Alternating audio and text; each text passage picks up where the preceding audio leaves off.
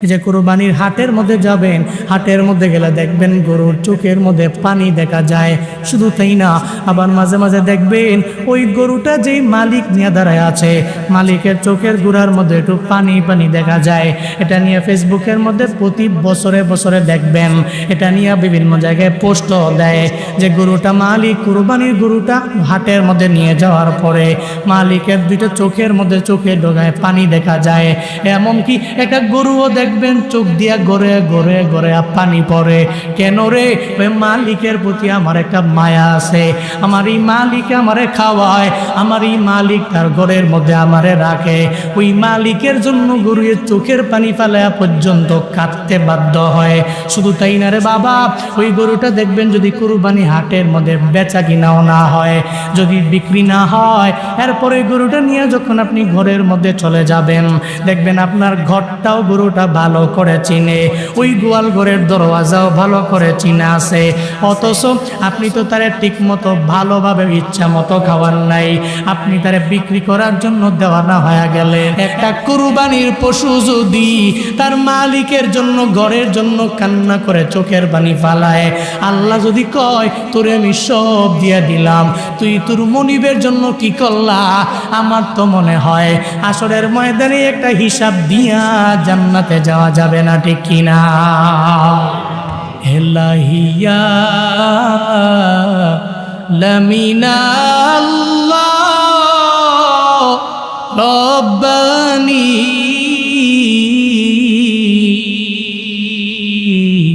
ইসমাইলকে দেন গো নবী কুরবানি, ইসমাইলকে দেন গো নবী কুরবানি। হাতর গোলা সুরমা চোখে মাখায়া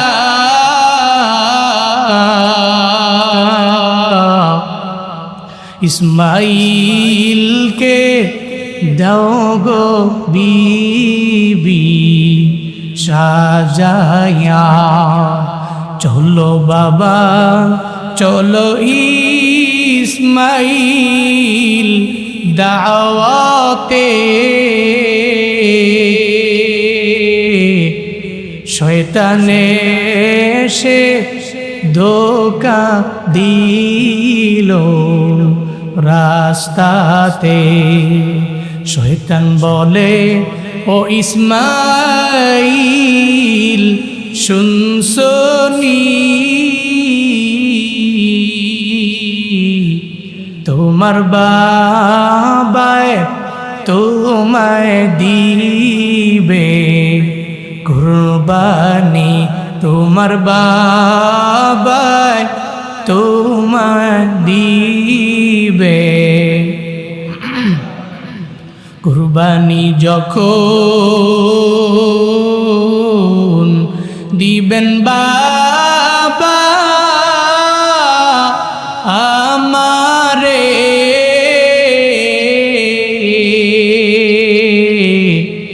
রক্ত যেন নাহি লাগে কাপড়ে, রক্ত যেন নাহি লাগে কাপড়ে, সেই কাপড়ে রক্ত দেখলে আম্মা জান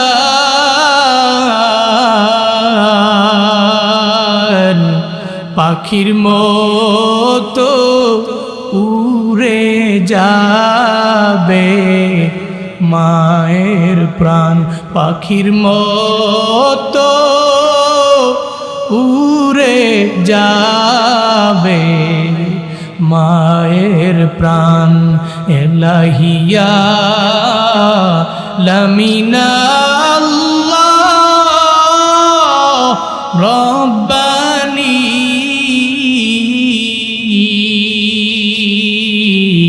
ইসমাইলকে দেন গো নবী কুরবানি ইসমাইলকে দেন গো নবী কুরবানি, ইসমাইলকে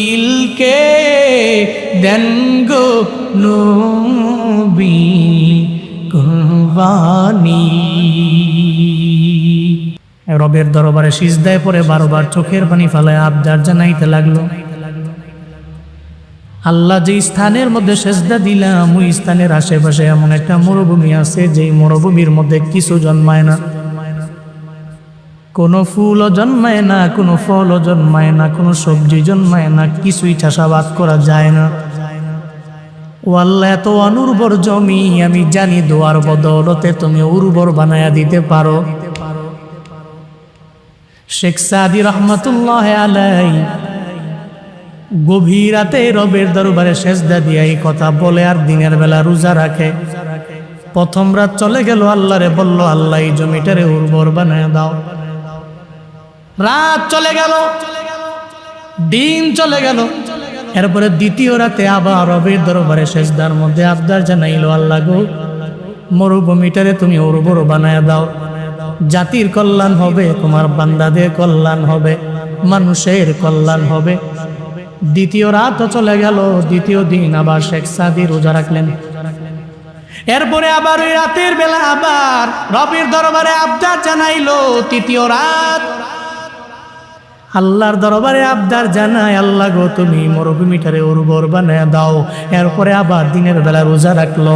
এভাবে 3 দিন চলে গেল, 3 রাত চলে গেল, 3 দিনে রোজা রাখলো। 3 রাতের বেলা রবের দরবারে আবদার জানাইলো, আল্লাহ এই মরুভূমিটারে তুমি উর্বর বানায় দাও, মানুষের জন্য উর্বর বানায় দাও। চতুর্থ রাতের বেলা যখন রবের দরবারে আবদার জানাইতে লাগলো, আল্লাহ কয়, শেখ সাদি রে, তোর দোয়া আমি আল্লাহ কবুল করে নিলাম। বান্দা যখন আমি আল্লাহর দরবারে একনিষ্ঠ দিল নিয়ে একবার দোয়া করে, 2 বার দোয়া করে, একই দোয়া যখন বারবার রিপিট করে আমি রবের দরবারে চাই, আমি আল্লাহ ফিরিয়ে দিতে পারি না।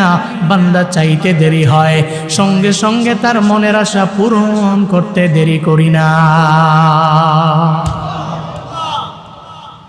শেখ সাদি রহমতুল্লাহ আলাই গভীর রাতে রবের দরবারে আবদার জানায়। ওদিকে আল্লাহ কয়, এই মুসা নবীর সহচর খিজির দৌড়ে শেখ সাদির স্বপ্ন যুগে গিয়ে সেজদার মাঝখানে তুমি সুন্দর করে দাঁড়ায়া যাও। হযরতে খিজির আলাইহিস সালাম যখন শেখ সাদির সামনে দাঁড়ায়া গেল, হযরতে খিজিরে দেখার পরে কয়, কে আপনি? কয়, আমি খিজির আলাইহিস সালাম। কয়, কেন আসলেন? কয়, একটা সুসংবাদ নিয়ে আসলাম, যে রবের দরবারে 1 রাত না, 2 রাত না, 3 রাত পর্যন্ত আবদার জানাইলা, তুমি মনে করছো আল্লাহ তোমারে ফালায়া চইলা যাবে, জীবনেও সম্ভব না। তোমার দোয়া কবুল হয়ে গেছে।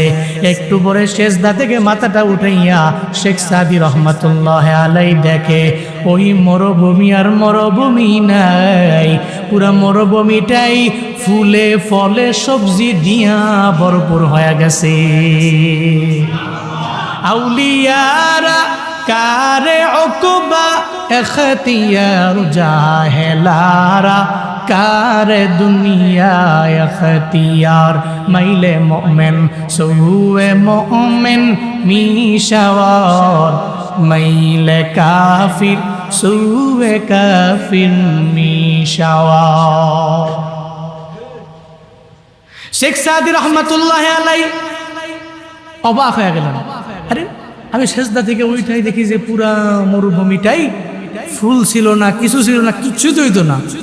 এখন দেখি ফুল ফল সবজি সুন্দর ভরপুর হয়ে গেছে।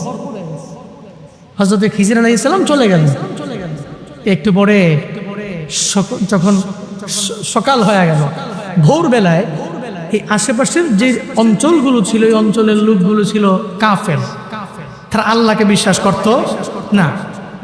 তারা আসলো, আসার পরে দেখে পুরা মরুভূমিটাতে তারা এতদিন পর্যন্ত বারবার আফসোস করলো, হায় যদি জমিটা আমাদের চাষাবাদের উপযুক্ত হতো, চাষাবাদ করে খেতে পারতাম, আমরা উন্নতি সাধন করতে পারতাম। কিন্তু আমরা এতবার বললাম, হইল না। হঠাৎ করে আজকে রাতের বেলা কেমনে হইল? শেখ সাদি রহমতুল্লাহ আলাই পাশে বসা আছে। শেখ সাদিকে জিজ্ঞেস করে, এটা মনে হয় আপনারই কারামাত, এটা মনে হয় আপনিই করছেন। শেখ সাদি কয় আমি করি নাই, আমার আল্লাহ করেছেন। আমি করি নাই তো, আমার কোনো কামালিয়াত নাই, আমার কোনো কারামাত নাই, আমার কোনো যোগ্যতা নাই, আমি এই মরুভূমিকে চাষাবাদের উপযুক্ত করতে পারি না, একমাত্র আল্লাহ পারে। আমি একটু রবের কাছে দোয়া করছি, আমার রব এই অনুর্বর জমিকে 3 রাত 4 রাতের ব্যবধানে উর্বর করে দিয়েছেন। সঙ্গে সঙ্গে কুফাররা কয় যে আল্লাহ অনুর্বর জমিকে উর্বর বানাতে পারে, তাহলে তো ওই আল্লাহকে অবিশ্বাস করে লাভ নাই। আমাদের সবাই রে পড়ায়া দাও লা ইলাহা ইল্লাল্লাহু মুহাম্মাদুর রাসূলুল্লাহ। 4 শতাধিক পরিবারের লোকেরা কালেমা পড়ে মুসলমান হয়ে গেল। এমনকি ওই মরুভূমিটা ওই জামানার সবচেয়ে বড় ইসলামিক উর্বর জমি হিসেবে গঠিত হয়ে গেল। ব্যাকগ্রাউন্ডে কি আছে? দোয়া। কি আছে? কি আছে? ওই আল্লাহ কি নাই? এই জন্য আপনি কি মনে করছেন আপনি দোয়া ছাড়া বহুদূর যাবেন? ইম্পসিবল। আমি জুনায়েদ আল হাবিব দোয়ার উপরে ডিপেন্ড করে চলি। আমি আমার চলাফেরাটাই দোয়ার উপরে। হয়তো মা দোয়া করছে, না বাবা দোয়া করছে, না হয় কোনো মুরব্বী দোয়া করছে, না হয় কোনো ব্যক্তি আমার জন্য দোয়া করছে, না হয় কোনো আচরণে খুশি হয়ে একজন ব্যক্তি আমার জন্য দোয়া করছে। এই যে দোয়া এ জরুর ভাই, এছাড়া আপনি চলতে পারবেন না। আপনি ঘর থেকে বের হচ্ছেন, আপনি কোরআনে আল্লাহ শিখায়া দিয়েছেন, তুমি যানবাহনে চলার সময় পড়ো সুবহানাল্লাযী সাখখারা লানা হাদা ওয়া মা কুন্না লাহু মুকরিনিন ওয়া ইন্না ইলা রাব্বিনা লামুনকালিবুন। আপনি এটা পড়া উঠছেন গাড়িতে, আল্লাহর কসম ডেস্টিনেশন পর্যন্ত যাবেন, আপনার পাশে কে আছে? কে আছে? বিশ্বাস করেন। আপনি যদি মনে করেন আমি ক্যানভাসার, অফকোর্স আমি ক্যানভাসার, তবে এই বিষয়ে আমি ক্যানভাসার। আপনি যদি মনে করেন যে না হুজুর আমি আপনার ক্যানভাসার মনে করলাম, মনে কইরা হইলেও আপনি আমল করে দেখেন সুবহানাল্লাযী সাখখারা লানা হাদা ওয়া মা কুন্না লাহু মুকরিনিন ওয়া ইন্না ইলা রাব্বিনা লামুনকালিবুন। আল্লাহ গো, এই যানবাহন চলছে, এটা তো আমরা পরিচালনা করতে পারতাম না, তুমি করেছো। আমাদের বিন্দু মাত্র পরিমাণ এটা পরিচালনা করার কোনো যোগ্যতা নাই। এই জন্য আমরা জানি চলার পথে যদি আমরা মরণ হয়, ইন্না ইলা রাব্বিনা লামুনকালিবুন, আমরা তো অবশ্যই তোমার কাছে আজকে যাই, অথবা কালকে যাই, অথবা 1 বছর পরে যাই, অথবা 2 বছর পরে যাই, অথবা 1 যুগ পরে যাই। অফকোর্স তোমার কাছে তো আমাদের যাওয়াই লাগবে। এই যে আপনি আল্লাহকে বলে বাসে উঠলেন, প্রাইভেট কারে উঠলেন, আল্লাহর কসম আপনার ডেস্টিনেশন পর্যন্ত, আপনার গন্তব্যস্থান পর্যন্ত আপনার পাশে পাহারাদার হিসাবে আল্লাহ নিজেই থাকেন। এই জন্য এখানেও দোয়া, সব জায়গায় দোয়া। আল্লাহ দোয়াকে গুরুত্বপূর্ণ মনে করে মানুষের কাছ থেকে বদদোয়া না নিয়া দোয়া নিয়া চলার তৌফিক আমাদের সব ভাইকে দান করেন। আরো জোরে পড়েন আমিন। ভাই সব এই যে মাহফিল, এই যে মসজিদে আসলেন, সামনে আমাদের জিলহজ মাস, তাই না? এখানে আমরা এই মাসটাকে মনে রাখি স্পেশালি। আমরা কেন মনে রাখি? দেখবেন যে একটা সাধারণ মানুষ এরপরেও সেই নামটা মুখস্থ করে এবং মনে রাখে। কেন মনে রাখে? কারণ এই মাসের ভিতরে আমাদের একটা খুশির দিন আছে। ওই খুশির দিনের নাম কি? বলেন না খুশির দিনের নাম কি? যে খুশির দিনের কারণে আল্লাহর কাছে আমরা দামি। পড়েন সুবহানাল্লাহ। কেমন দামি? যেমন আমরা দামি কুনতুম খায়রা উম্মাহ, সূরা আলে ইমরানের 110 নম্বর আয়াতে আল্লাহ বলেছেন তোমরা শ্রেষ্ঠ জাত, তোমরা দামি জাত। আমরা দামি কেন? এই বিষয়ে জানার প্রয়োজন আছে না নাই? দামি কেন? এর পিছনে কারণ হলো 5টা। কয়টা? 5টা। আমরা দামি কেন? 1 নম্বরে আমরা দামি সাইয়্যিদুল আম্বিয়া আমাদের নবী। সুবহানাল্লাহ, পকেটে থুন, আরো জোরে করে সুবহানাল্লাহ। সাইয়্যিদুল আম্বিয়া কাদের নবী? নবীদের নবী, আমগো নবী। কেমন নবী পেয়েছেন? সুবহানাল্লাহ।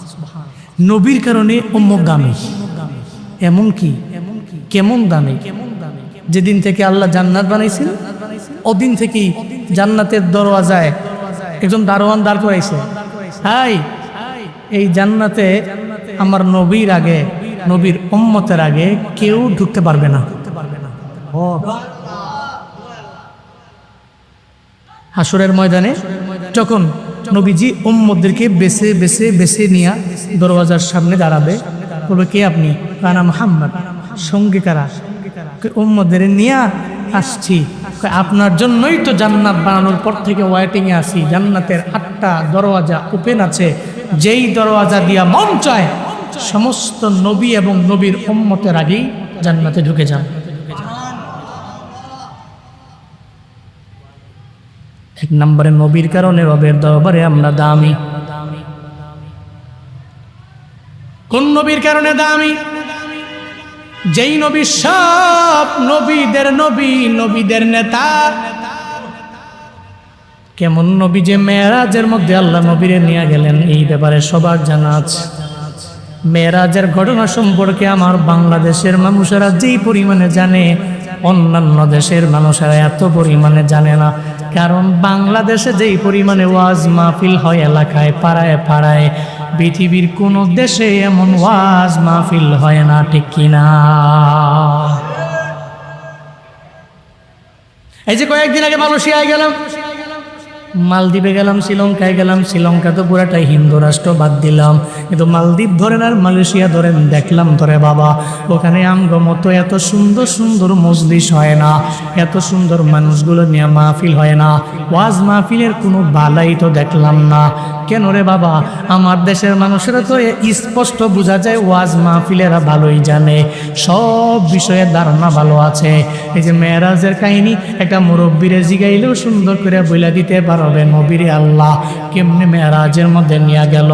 সুবহানাল্লাযী আসরা বিআবদিহি লাইলাম মিনাল মাসজিদিল হারাম ইলাল মাসজিদিল আকসা আল্লাযী বারাকনা হাওলাহু লিনুরিয়াহু মিন আয়াতিনা ইন্নাহু হুয়াস সামিউল বাসীর। চিল্লায় জোরে করে পড়েন আল্লাহু আকবার। আরো জোরে আল্লাহু আকবার। আল্লাহ পাক নবীর দাম কি পরিমাণে বাড়াইলেন।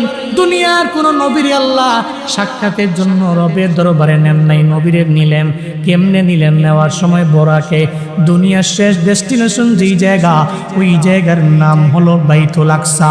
ওই আকসা মসজিদের মধ্যে দুনিয়ার শেষ ঠিকানা, শেষ জায়গা, ওখানেই গন্তব্যস্থানে যাওয়ার পরে বোরাকটারে সুন্দর করে রাইখা জিবরাইল নবীরে জানায়া দেয়, পয়গম্বর ঢুকেন না একটু মসজিদের ভিতরে। এই আকসা মসজিদের মধ্যে ঢুইকাই আজকে আপনার মর্যাদা এত পরিমাণে বাড়ায় দেওয়া হবে। নবীজি ঢুকলেন, নবী গভীর রাতে তাকায়া দেখে এত গভীর রাতে মসজিদের মধ্যে কেউ কেউ নামাজে দাঁড়ায় আছে, কেউ কেউ রুকুর মধ্যে আছে, কেউ সেজদার মধ্যে আছে, আবার কেউ রবের গুণ কীর্তন করতে করতে তাসবিহ পড়তে পড়তে বসে আছে। এমন হালাতে নবী কয়, এই জিবরাইলেরা কারা? এত গভীর রাতে এই জায়গার মধ্যে এরা কেন রে আমারে জানায়া দাও। জিবরাইল ডেকে বলে, নবী আমার, আপনি এত দামি নবী আল্লাহর, আপনি আল্লাহর এত দামি বন্ধু, যেই বন্ধুর দাম বাড়াইতে যায় আল্লাহ পাক রব্বুল আলামিন। এই দুনিয়াতে যত নবী আপনার আগে দুনিয়ার মধ্যে আল্লাহ পাঠাইলেন, সব আম্বিয়া আলাইহিমুস সালাতু ওয়াস সালামদেরকে আপনার সম্মানে আজকে আকসা মসজিদের মধ্যে আল্লাহ হাজির করে দিয়েছে। নবী গো, একটু পরে 2 রাকাত নামাজ এখানে পড়া লাগবে। সবাই তো মনে মনে ভাবলো হয়তো আদম নবীর সামনে যাবে, হয়তো ইব্রাহিম নবীর সামনে যাবে। জিবরাইল কয়, নবী 2 রাকাত নামাজের যে ঘোষণা চলে আসলো, এই নামাজ পড়ানোর জন্যে আদম নবী আপনার সামনে যাওয়ার সাহস নাই, ইব্রাহিম নবী আপনার সামনে যাবে না, ইসমাইল নবী সামনে যাবে না, ইউনুস নবী সামনে যেতে পারবে না, ইউসুফ নবী সামনে যেতে পারবে না, বরং আজকে সামনে তো আপনি যাওয়া লাগবে ও পয়গম্বর আমার। কারণ আল্লাহ পাক রব্বুল আলামিন দুনিয়ার সব রাসূলদের নেতা, বড় মায়া করে আপনারে বানাইছেন গো নবী আমার। আপনি সামনে যাবেন, 2 রাকাত নামাজ পড়াইবেন, কারণ কারো লকব ইমামুল মুরসালিন না, আল্লাহ আপনার লকব মায়া করে দিয়েছেন সব রাসূলদের ইমাম। চিল্লা পড়া যাবে কি মারহাবা। এই জন্য উম্মতে মুহাম্মদী দামি, যেই উম্মতের নবী রবির দরবারে বড় দামি, ওই নবীর উম্মতেরা রবির দরবারে কেন দামি হবে না? এই জন্য আমাদের দাম রবের দরবারে আছে। আল্লাহ কয় তোমরা শ্রেষ্ঠ জাতি, বড় দামি জাতি। 1 নম্বরে নবীর কারণে আমাদের দাম বেড়ে গেল। 2 নম্বরে কেন আমরা দামি? 2 নম্বরে দামি হওয়ার পেছনে একটা কারণ আছে, ওই কারণের নাম হলো আসমানি সব কিতাবের লিডার। পড়েন না সুবহানাল্লাহ। সব কিতাবের কি লিডার, সব কিতাবের নেতা কোরআন। এই কিতাবটা কাদের? আমাদের দিয়েছেন না আল্লাহ। এখন কাদের? আমাদের। কে দিয়েছেন? কার কালাম? নবীর কালাম। কার কথা? কোরআন কার কথা? আল্লাহর কথা। দিয়েছেন আমাদেরকে কোরআনের কারণে, এই জন্য আমরা দামি। আরে কোরআনের কারণে ছোট একটা গিলাফি যেই দামি হয়, সুবহানাল্লাহ। একটা গিলাফ পড়ে আছে, আপনার ঘরে ঢুকছেন, আপনি কি গিলাফটা দেখার পরেও আপনার পা দিয়ে দ্বিতীয়বার আবার লাগাবেন? লাগাবেন? অনিচ্ছাকৃত যদি না দেখা সত্যি লেগে যায়, আপনি ধীরে চুমু দেন। কি করলাম? করলাম কি? কেন? ওই কাপড়ের গজ 2000 টাকা, তাই ওই কাপড়ের গজ 5000 টাকা, এর লাগে চুমা খাইছেন। এই জন্য এত অল্প টাকা দামি, তাহলে চুমা খাইছেন কেন? সুবহানাল্লাহ। তাহলে একটা গিলাফ আপনি চুমু খাইছেন, তাহলে আপনি যদি কোরআনের লোকে মিশে যান গা, তাহলে আপনার দামও কে বাড়াবে? কে বাড়াবে? বিশ্বজয়ী হাফেজ সালেহ আহমদ তাকরিম, তার দাম কেন বেড়েছে? ও সুন্দর তাই বলে? কোরআনের কারণে তার দাম আল্লাহ বাড়িয়েছে। মানুষ কত পরিমাণে মহাব্বত করে, কত ভালোবাসে। ঢাকা এয়ারপোর্টের ইমিগ্রেশনে আমরা যখন যাই, চেহারাটা দেখলে কয় মাশাআল্লাহ হুজুর আসছেন, যাবেন কই? এই যে ভালোবাসলেন, দুনিয়ার সব লোকদেরকে এটা জিজ্ঞেস করে ওটা জিজ্ঞেস করে, আমগরে দেখলে ছেড়ে দেয়। কই যাবেন? সেলুট দেন, নিয়ে বসায় চাপান করায়। কেন করায়? আমার চেহারা সুন্দর তাই বলে? এই জন্য আপনি মিশে যান এর সাথে, আপনি মিশে যান, আপনার দাম, আপনার সম্মান আল্লাহ অনেক অনেক বাড়াইয়া দিবে। তাহলে 2 নম্বরে আমরা কিতাবের কারণে দামি। কিসের কারণে? কিতাবের কারণে, কোরআনের কারণে। 3 নম্বরে আমরা সাইয়্যিদুশ শুহুরের কারণে দামি। পুরা 12 মাসের মধ্যে যে রমজান মাস, এই রমজান মাস হচ্ছে 12 মাসের নেতা। রমজান মাসের কারণে আমরা দামি। 4 নম্বরে রমজানের ভিতরে যে কদর, ওই কদরের কারণে আমরা দামি। 5 নম্বরে আমরা দামি হওয়ার পেছনে কারণ হলো এই যে সামনে আসতেছে যে ঈদুল আজহা, এই ঈদুল আজহার কারণে উম্মতে মুহাম্মদী বড় দামি। করেন না সুবহানাল্লাহ। কারণ আমগো পুরা বছর ঈদ কয়টা? কয়টা? এই সাইয়্যিদুল আইয়াম, সমস্ত দিনের লিডার, এই 2টা ঈদের দিন, এই 2টা ঈদের দিনের কারণে উম্মতে মুহাম্মদীর দাম আল্লাহর দরবারে বেশি। ঈদুল আজহা, এই আজহা কিসের আজহা? সাহাবায়ে কেরাম জিজ্ঞেস করলেন, মা হিয়া রাজা ইয়া রাসূলুল্লাহ, কি এটা? উনি বললেন, না সুন্নাতু আবিকুম ইব্রাহিম, এটা তোমাদের বাবা, এটা তোমাদের পিতা হযরতে ইব্রাহিম আলাইহিস সালাতু ওয়াস সালামের একটা সুন্নত। পড়েন না সুবহানাল্লাহ। যেটা আল্লাহ পাক হযরত ইব্রাহিম নবী মনের কুরবানি করেছিলেন। কিসের কুরবানি? কিসের? মনের। দেখানো না, আনগত কুরবানি হয়, দেখানো কুরবানি। অনেক কুরবানি কবুল হয় না, রবের কাছে যায় না, যায় না। কেমনে জানেন? 7 ভাগ নিয়েছেন, এর মধ্যে 2 জনের মনে মনে চিন্তা আছে, প্রতি বছর দেই, এবার না দিলে কেমন হয়? প্রতি বছর দেই কুরবানি, এবার না দিলে কেমন হয় বিষয়টা? আচ্ছা, আরেকজনের মনে চিন্তা হলো, নতুন মায়েডারের বিয়া দিনাম, বেআই আসবে, বেআইন আসবে, তারা যদি ফোন দেয়া কয় গরু কিনছেননি, বাঘ হইছেননি, তা আমি যদি কইছি না হইছি না, তো ছোট হয়ে গেলাম, থাক ঋণ ফিন করে যে নোট দেয় আমার কি? অন্তত পক্ষে বেআই বেআইন তারা যাতে খাইতে পারে, তা করে বলতে পারি যে না কোরবানি দিছি আমি। কুরবানি দিছে, এই কুরবানি আল্লাহ নেওয়া লেগে বইও রইছে। নাউজুবিল্লাহ কয় না, দো আরো জোরে বলে না নাউজুবিল্লাহ। আপনার কুরবানিটা, এই কুরবানির গোশত, এই রক্ত সব থাকে দুনিয়াতে, পৌঁছে কি জানেন? ওই যে মনের কুরবানিটা, আপনার মনে যেটা কুরবানি আছে না, মনের কুরবানি, আপনি মন থেকে যেটা করছেন, তাকওয়া নিয়া যেটা করছেন, এটাই রবের কাছে যায়। এছাড়া আপনার কোরবানির কোনো গোশত, রক্ত কিচ্ছু রবের কাছে যায় না। নিয়ত করেন, পাকাপোক্ত নিয়ত, মনে রাখবেন কুরবানির গোশত খাওয়া হারাম না, তবে উদ্দেশ্য গোশত খাওয়া হারাম। কথা বুঝছেন? গোশত আপনি খাবেন, এটা হারাম না, কিন্তু কুরবানি করার উদ্দেশ্য মনে মনে রাখছেন যে গোশত খাবো, তেলি আপনার এই কুরবানির অবৈধ হয়ে গেল। এই জন্য বাপ নিয়ত করেন, গোশত তো আমরাই খাবো, তেলে যা করমু আল্লাহকে রাজি করার লক্ষ্যে করমু। আমি বড় কইরা আনলে, বড় কিছু আনলে মানুষ আমারে কইব না ঠিক আছে, এলাকার মধ্যে এই বেড়ে একটা কুরবানি দিবেন না, বড় গরু লইছে, এটা শোনার জন্য কোনোভাবেই করা যাবে। কুরবানি কার জন্য করব? কার জন্য করব?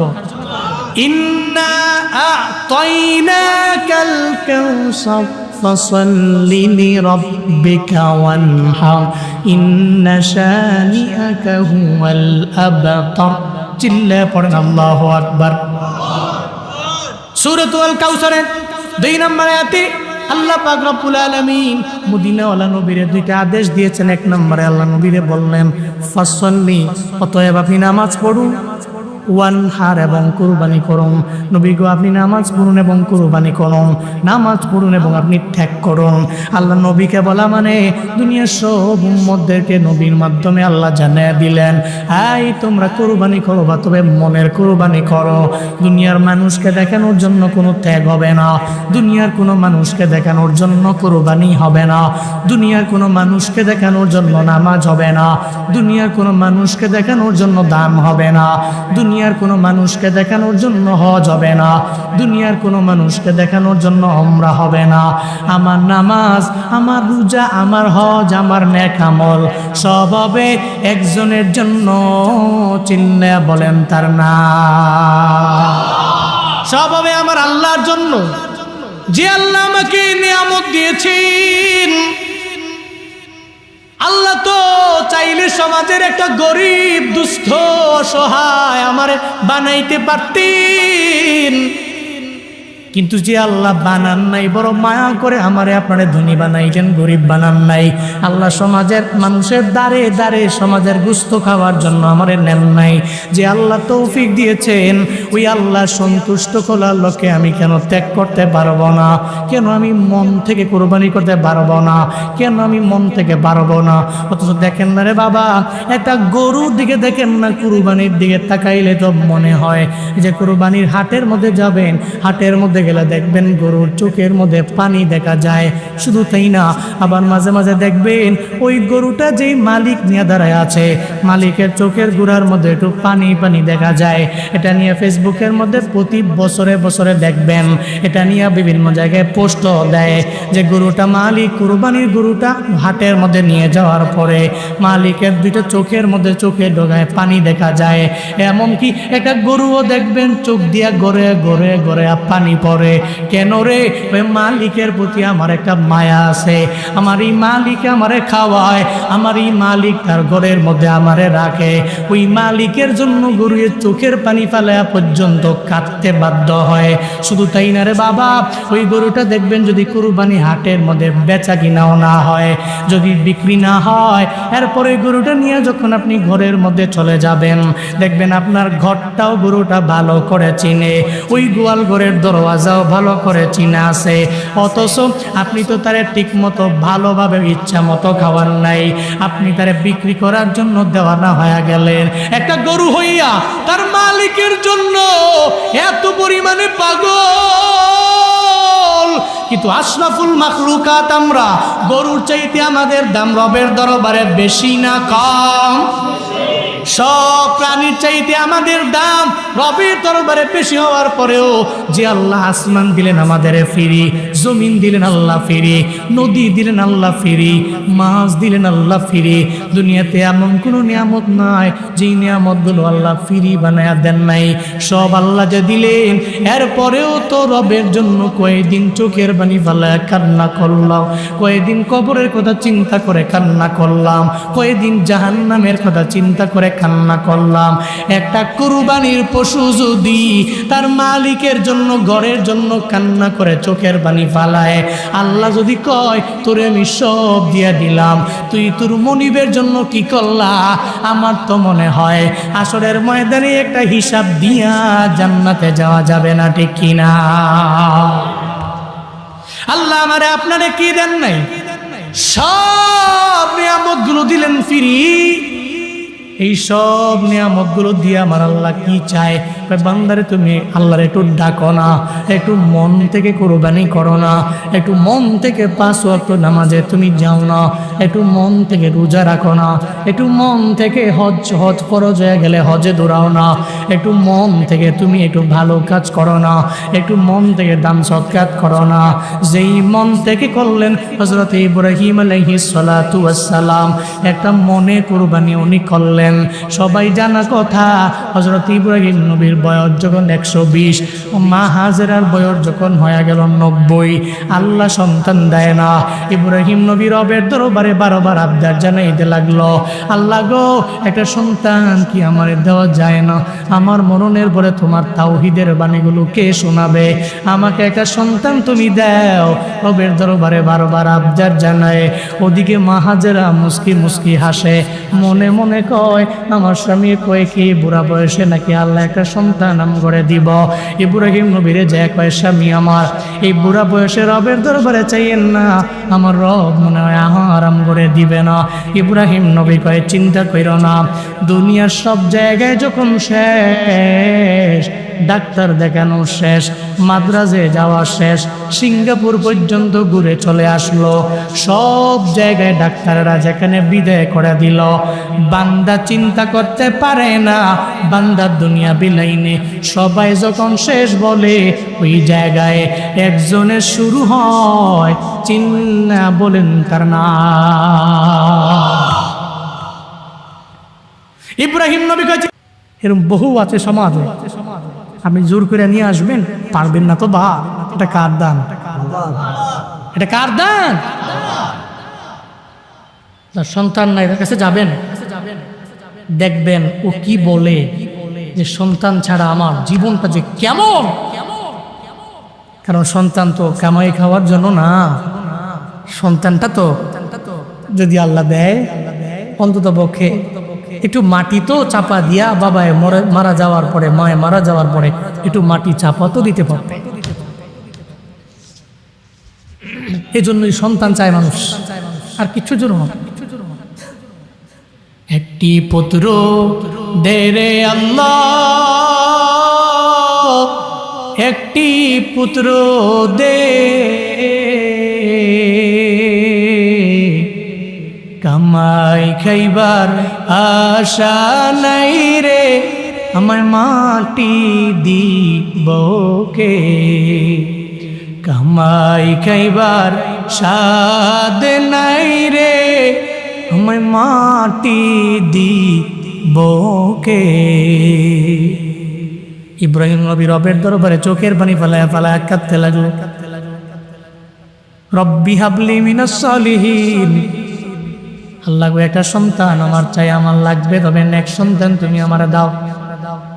আল্লাহ কয় নবী ইব্রাহিম বারবার আমি রবের দরবারে আবদার জানাই, যাও কবুল করে নিলাম।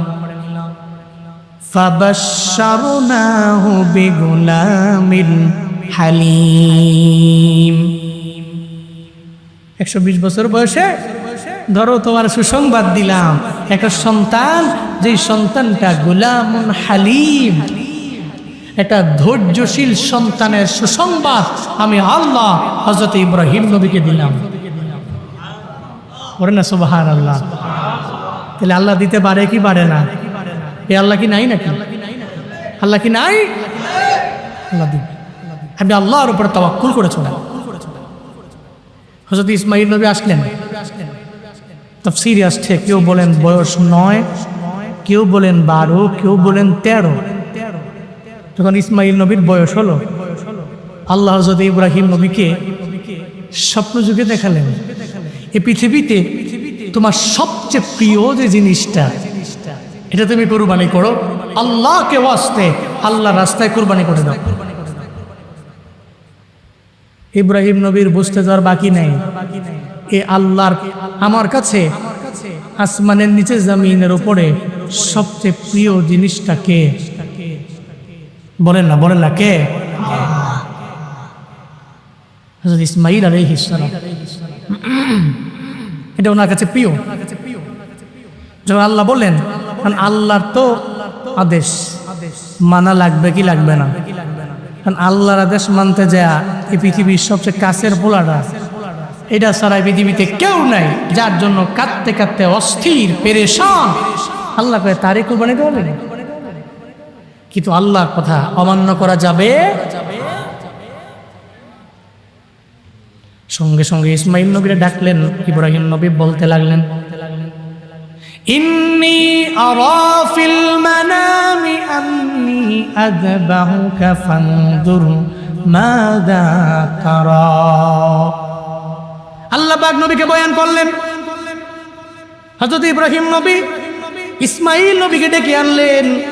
ছোট্ট একটা মানুষ, 120 বছর বয়সে আল্লাহ যাকে সন্তান দিয়েছেন ইব্রাহিম নবী, বাবা হয়ে সন্তানটাকে কাছে ডেকে বলতে লাগলেন, এই পুত্র সন্তান আমার ইসমাঈল, ইন্নী আরা ফিল মানাম, আমি স্বপ্ন যুগে দেখলাম, আন্নী আযবাহুকা, আমি তোমাকে জবে করতেছি, ফানজুর মাযা তারা, এই ব্যাপারে তোমার কোনো কমেন্ট আছে কিনা? What's your comment about this topic? তুমি আমারে জানাও না, এই ব্যাপারে তোমার কোনো মন্তব্য আছে কিনা? এই ব্যাপারে তুমি আমারে বলো না। একটা বাবা হয়ে সন্তানের বলে, সন্তান রে আমি তোমারে জবে করবো, এই বিষয়ে তোমার মন্তব্য কি? আমি তোমাকে ত্যাগ করে দিব, কুরবানি করে দিব। আল্লাহ বলেছেন, আমি স্বপ্ন যুগে দেখেছি, আর নবীদের স্বপ্ন তো উলট পালট হয় না, কারণ নবীদের স্বপ্ন শয়তান দেখাতে পারে না। নবীদের স্বপ্ন একজন দেখায়, চিল্লে বলেন তার নাম। নবীদের স্বপ্ন ওহী হয়ে যায়, কে দেখায়? কিন্তু আমাদের স্বপ্নের কোনো আগাও নাই, গোড়াও নাই, মাথাও নাই। দেখবেন ঘুম থেকে জায়গা মনে হয় স্বপ্ন এটা দেখলাম, কেউ যদি কয় পুরা ডাক, দেখবেন সামনে দিয়া কইলে মাঝখান দিয়া নাই, আবার মাঝখান দিয়া কইলে পিছনে নাই, মাঝখান দিয়া কইলে আবার সামনে বইলা গেছে গা। একদিন পরে আর এই স্বপ্নেরই কোনো আগা মাথা নাই, খুঁজেই পাওয়া যায় না, মনেও থাকে না। এই জন্য আমগো স্বপ্ন দেখায় শয়তানে, কিন্তু নবীদের স্বপ্ন দেখায় আমার আল্লাহ। আমগো স্বপ্ন ওহী না, নবীদের স্বপ্ন ওহী হয়ে যায়। হযরত ইব্রাহিম নবী স্বপ্নে যা দেখলেন উনি মনে করলেন আল্লাহই তো দেখাইল।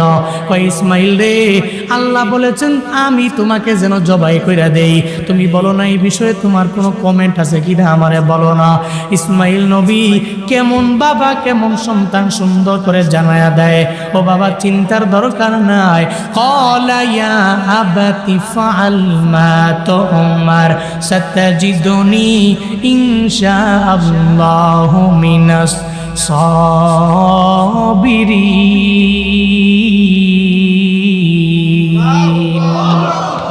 সঙ্গে সঙ্গে জানায়া দিন ইয়া আবাতি ফাআল, হে বাবা ইফআল, আপনি করুন না, মা তুমার, যে বিষয়ে আপনি আদিষ্ট হয়েছেন, আল্লাহর পক্ষ থেকে আপনাকে আদেশ করা হয়েছে, দেরি করেন কেন? ইফআল, আমরা হাজির মারুফের সিগা ইফআল, আপনি করেন। মা তুমার, আপনাকে যা আদেশ করা হয়েছে আপনি করেন। সাতাজিদুনি, অচিরেই আপনি আমাকে পাবেন, ইনশাআল্লাহ, যদি আল্লাহ চায় অচিরেই আপনি আমাকে পাবেন। মিনাস সাবিরিন, সাবিরিনদের অন্তর্ভুক্ত আপনি পাবেন। শুধু তাই না, তাফসিরে আসছে যদি ইসমাইল নবী ইব্রাহিম নবী এটাও জানিয়ে দিলেন, বাবা এমন সাবির আমারে পাবেন, এমন ধৈর্যশীল আমারে পাবেন রে বাবা, কারণ আপনি তো নিজের পক্ষ থেকে আমারে জবাই করেন নাই। আল্লাহ বলছেন, আল্লাহকে রাজি করার জন্য আপনি এটা করলেন। আমাকে জবাই করার সময় আপনার চিন্তা করা লাগবে না, একটু দুশ্চিন্তায় থাকা লাগবে না, একটু টেনশন করা লাগবে না, বিন্দু মাত্র পরিমাণ আমারে নিয়ে ভাবাও লাগবে না। বাবা রে, আমার দুইটা চোখের দিকে তাকাইলে আপনার বড় মায়া লেগে যেতে পারে। 120 বছর বয়সে আল্লাহ পাক আপনার ঘরের মধ্যে আমারে পাঠাইছেন, মাত্র 10 বছরের মধ্যে একটা মায়া জমা গেছে। আমার চোখের দিকে তাকাইলে মনে হতে পারে আপনার চোখ, আমার চোখের দিকে তাকাইলে আপনার একটু মায়া লাগতে পারে।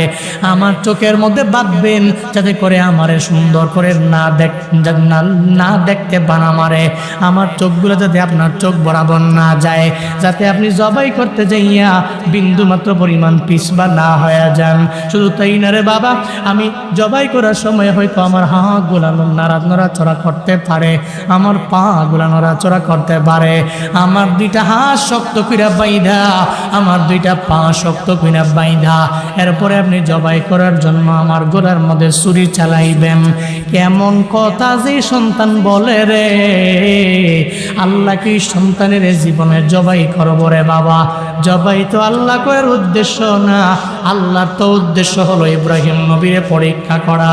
আল্লাহ হযরত ইব্রাহিম নবীরে পরীক্ষা করার জন্য, ইসমাইল নবীরে জবাই করার জন্য আল্লাহ স্বপ্ন যুগের মধ্যে দেখাইলেন। জবাই করা মূলত উদ্দেশ্য না, কিন্তু ইসমাইল নবী জানাইয়া দিল, বাবারে চিন্তার দরকার নাই, টেনশন করার প্রয়োজন নাই, চিন্তা করবেন না, বরং আপনি ধৈর্যশীল আমারে পেয়ে যাবেন। এবার দুইজন বাবা, মানে বাবার ছেলে মিল্লা, দুইজনে মিল্লা যখন সম্মতি হয়ে গেল কোরবানি করার জন্য, ঘর থেকে সাজায় গুছাই ইসমাইল নবীর নিয়ে চলে যাবে। আল্লাহ সূরাত আস-সাফফাতের মধ্যে নবীর কাছে সেটা বয়ান করে সুন্দর করে আল্লাহ জানায়া দিয়েছে।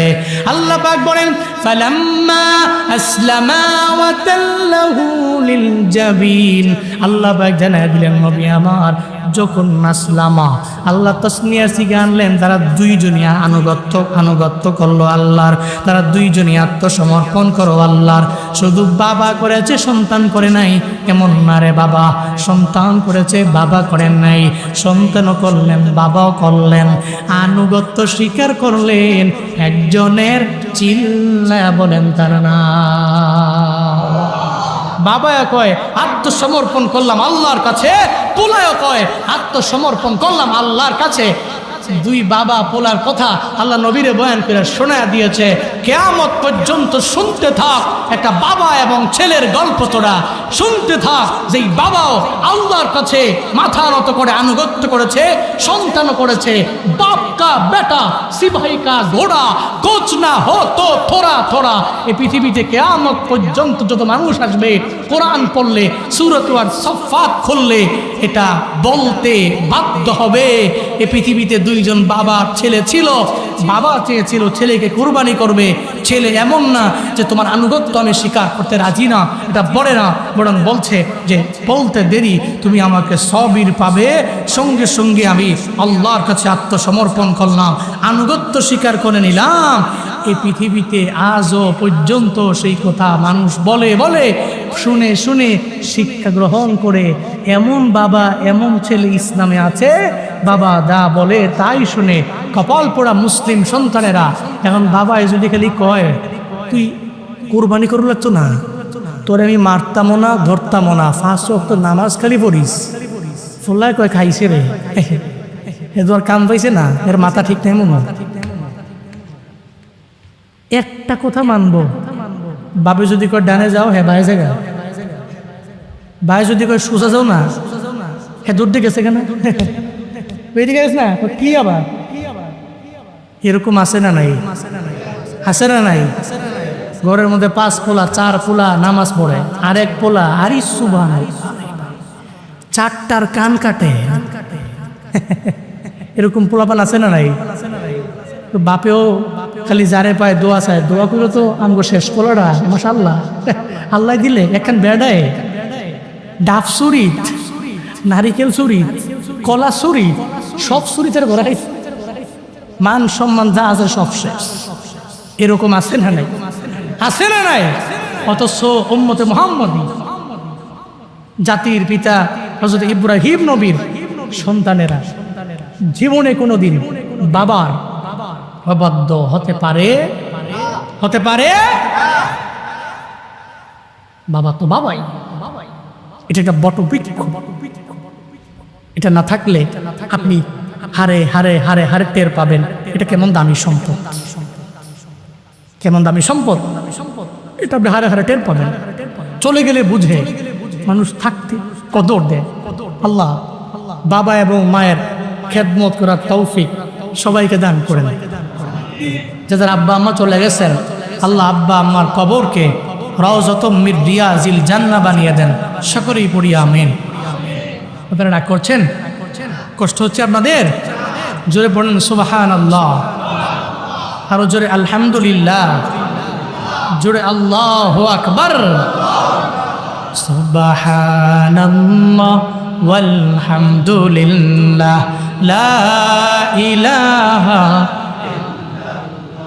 সবাই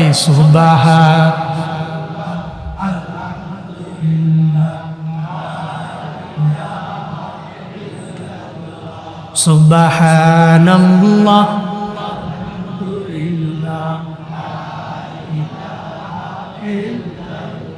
তুমি বাঁচাও তুমি মারো, অবিরত ক্ষমা করো, তুমি বাঁচাও তুমি মারো, অবিরত ক্ষমা করো, ধরার যেইজন তাকেই ধরো, ধরার যেইজন তাকেই ধরো, তোমার মুঠোয় সবই আল্লাহ। সুবহানাল্লাহ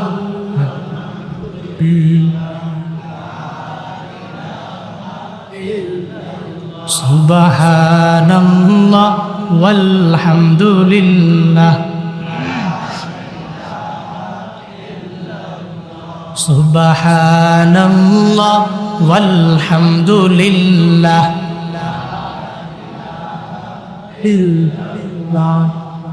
সঙ্গে সঙ্গে হযরত ইব্রাহিম নবী আর ইসমাইল নবী দুইজনই আমার আল্লাহর দরবারে আনুগত্য প্রকাশ করে নিল। ইব্রাহিম নবী ইসমাইল নবীর সাজাইয়া সঙ্গে সঙ্গে নিয়ে চলে গেলেন কুরবানি দেওয়ার জন্য। পথিমধ্যে শয়তান এসে ধোঁকা দেয়। ইব্রাহিম নবী কয়ে, হ্যাঁ এই সন্তান আমার, এটা শয়তান, 12 বাহন তোমার দেখবা ধোঁকা দিবে। যখনই শয়তানকে দেখবা তখনই তুমি পাথর মারবা। আজ হাজিরা ওই কারণে পাথর মারে কি মারে না? মারেনি, মারেনি। এই জন্য আমাদের হজে হচ্ছে ইব্রাহিম নবী আর ইসমাইল নবী মা হাজেরা বহু নিদর্শন আমাদের হজে ওনাদের নিদর্শন ছিল, কিন্তু এটা আমাদের কাছে ফরজ এবং ওয়াজিব আল্লাহ পাক বানায় দিয়েছে। যে সাফা টু মারওয়া যে সাই করেন, যারা উমরার জন্য গিয়েছেন তারা দেখেছেন আপনারা, সাফা টু মারওয়া যে সাই, সাফা থেকে মারওয়া, মারওয়া থেকে সাফা, সাফা থেকে মারওয়া, মারওয়া থেকে সাফা, সাফা থেকে মারওয়া, মারওয়া থেকে সাফা, সাফা থেকে মারওয়া, সাতবার। কয়বার? সাতবার যে সাই করেন। কেন করেন? ওই মাহাজারা দৌড়াইছেন, এজন্য আমরাও দৌড়াই। একটু জায়গায় গিয়া জোরে দৌড়াইছেন, এজন্য আমরাও জোরে দৌড়াই। করেন না সুবহানাল্লাহ। ইন্না সাফা ওয়াল মারওয়াতা মিন শাআইরিল্লাহ ফামান হাজ্জাল বাইতা আও ইতামারা ফালা জুনাহা আলাইহি আইয়াতাওয়াফা বিহিমা ওয়া মান তাতাওয়া খায়রান ফাইন্নাল্লাহা শাকিরুন আলিম। কথাকার ঘোষণা কার? আল্লাহ জীবনে একবার হলেও সাফা মারওয়া সাই করার মতো তৌফিক প্রত্যেকটা ভাইকে আপনি দান করেন। আরো জোরে বলেন আমিন। বাইতুল্লাহর কালো গিলাপ ধরে ধরে ধরে দেখে দেখে তাওয়াফ করার মতো তৌফিক আল্লাহ প্রত্যেকটা ভাইকে দান করেন। নবীজির রওজায় গিয়ে সশরীরে নিজের শরীরে নবী রওজা দেখা দেখা নবীরে সালাম দেওয়ার মতো তৌফিক আল্লাহ প্রত্যেকটা ভাইকে দান করেন। আরো জোরে পড়েন আমিন। আমি তোমার প্রেমের ভিখারি ইয়া রাসূলুল্লাহ, আমি তোমার প্রেমের ভিখারি ইয়া রাসূলুল্লাহ, ইয়া হাবিবাল্লাহ, আমি তোমার প্রেমের ভিখারি, আমি তোমার প্রেমের ভিখারি ইয়া রাসূল, আমি তোমার প্রেমের ভিখারি ইয়া রাসূলুল্লাহ, ইয়া হাবিবাল্লাহ, আমি তোমার তোমার প্রেমে গো রাসূল নাই যে তুলনা, নাই যে তুলনা গো রাসূল নাই যে তুলনা, তোমার প্রেমে গো রাসূল নাই যে তুলনা, নাই যে তুলনা গো রাসূল নাই যে তুলনা, তোমার প্রেমে জিন্দা হইল উস্তুনে হান্নানা ইয়া রাসূলুল্লাহ, তোমার প্রেমে জিন্দা হইল উস্তুনে হান্নানা ইয়া রাসূলুল্লাহ, আমি তোমার প্রেমের ভিখারি ইয়া রাসূল,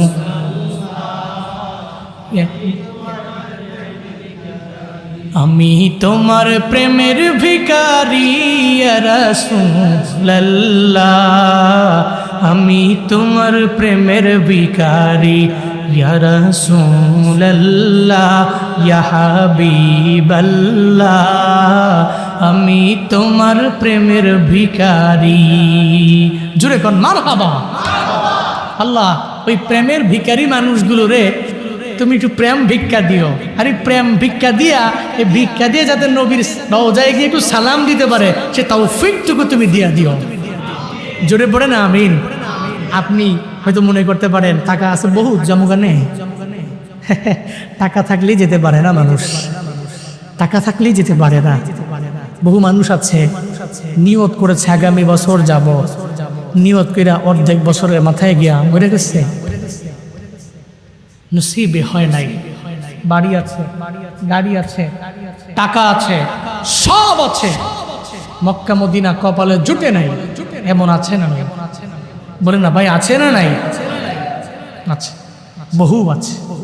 এই জন্য আল্লাহর কাছে বারবার বলুন, আল্লাহ অন্তত পক্ষে পাক পবিত্র জায়গায় জীবনে একবার গিয়া যেই জিনিসগুলোর সাথে নবী রাসূলদের স্মৃতি বিজড়িত আছে এই এলাকাগুলো অন্তত পক্ষে দেইখা আমার চক্ষুটাকে শীতল কইরা জিন্দেগির গুনাহগুলোকে মাফ কইরা হাজরে আসওয়াদ পাথরে ধইরা একটা চুমু দিয়া জিন্দেগির গুনাহ মাফ লইয়া এরপরে তুমি কবরে নিও।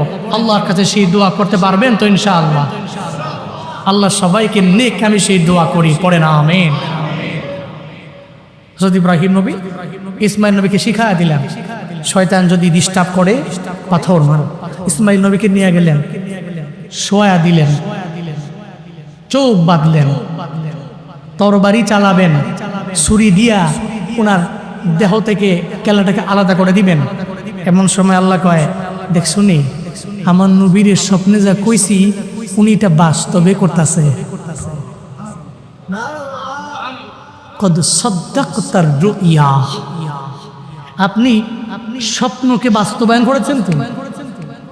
ইন্না কাযালিকা নাজজিল মুহসিনিন, নিশ্চয়ই অনুরূপ ভাবে মুহসিন যারা, সৎ যারা, আমার কাছের বান্দাগুলো যারা, আমি এদের এভাবেই বিশাল পরীক্ষা দিয়া প্রতিদান দেই। মনে রাখবেন, ইব্রাহিম নবীকে আল্লাহ যে পরীক্ষা করেছেন, আল্লাহ এই আয়াত দ্বারা বুঝিয়ে দিয়েছেন কাযালিক, অনুরূপভাবে আমি করব, আমি করি। ইন ফিউচারেও কিয়ামত পর্যন্ত আমার সৎ বান্দাগুলোর এমন বড় বড় পরীক্ষার মধ্যে আমি ফালাবো। এই জন্য মুমিনের জীবনে দেখবেন পরীক্ষার অভাব নাই। মাঝে মাঝে কিছু ব্যক্তি দেখবেন অসুখ সারে না, পরিবারের মধ্যে অবস্থা খারাপ, চারিদিকে ঋণগ্রস্ত। এগুলো কেন হয় জানেন? আল্লাহ আপনারা যে ভালোবাসে এই কারণে হয়।